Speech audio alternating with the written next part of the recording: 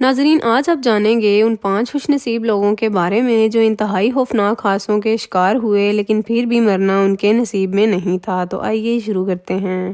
Number 5، Franz سیلک۔ اس 85 سالہ music teacher کے ساتھ خوفناک ترین حادثے ہوئے۔ 33 سال کی عمر میں فران ایک ٹرین حادثے کا شکار ہوا۔ ٹرین تیز رفتاری میں اپنی پٹری سے اتر گئی جس کے نتیجے میں 17 لوگ جان بحق ہوئے لیکن فران نہیں۔ شاید قدرت نے فران کو اسی وجہ سے بچا دیا کیونکہ اگلے ہی سال اس کو ہوائی جہاز کے حادثے کا شکار ہونا تھا۔ اس جہاز کا دروازہ پہلے سے ہی کمزور تھا اور ہوا میں ہی دروازہ کھل گیا جس کے نتیجے میں فران جہاز سے باہر کھینچا چلا گیا۔ خوش قسمتی سے فران جس جگہ گرا وہاں گندم کا بھوسا پڑا تھا اور اس بار بھی فران بچ گیا۔ اس حادثے کے 4 ہی سالوں کے بعد فران بس میں سفر کر رہا تھا جو پانی میں جا گری اور 4 لوگوں کی زندگی لے لی لیکن فران بچ گیا۔ 41 سال کی عمر میں اس کی کار کا فیول ٹینک پھٹ گیا لیکن فران یہاں سے بھی نکلنے میں کامیاب ہو گیا۔ حیرت انگیز طور پہ یہ واقعہ 2 بار مزید پیش آیا اور دونوں ہی بار اس کی گاڑی کا فیول ٹینک ہی پھٹا تھا۔ اس کے 20 سالوں کے بعد ایک بار پھر فران بس حادثے کا شکار ہوا۔ اس بار بھی وہ موت کے منہ سے نکل گیا کیونکہ شاید قدرت کو اس کو ایک انعام دینا تھا۔ ان تمام حادثوں کے بعد فران کو 2003 میں 15 کروڑ کی لاٹری لگی۔ نمبر 4، روئے سلیون۔ ارجینیا میں ایک پولیس آفیسر ہوا کرتا تھا۔ 7 بار موت کے حملے سے زندہ بچ جانے کے بعد روئے سلیون نے خودکشی کر لی۔ جی ہاں، روئے اپنی زندگی میں 7 بار آسمانی بجلی کا شکار ہوا۔ ہر بار اس کو معمولی چوٹیں آتی تھیں لیکن آسمانی بجلی اس کے جسم پہ نشان چھوڑنے کے علاوہ اور تو کچھ نہیں کر سکتی تھی۔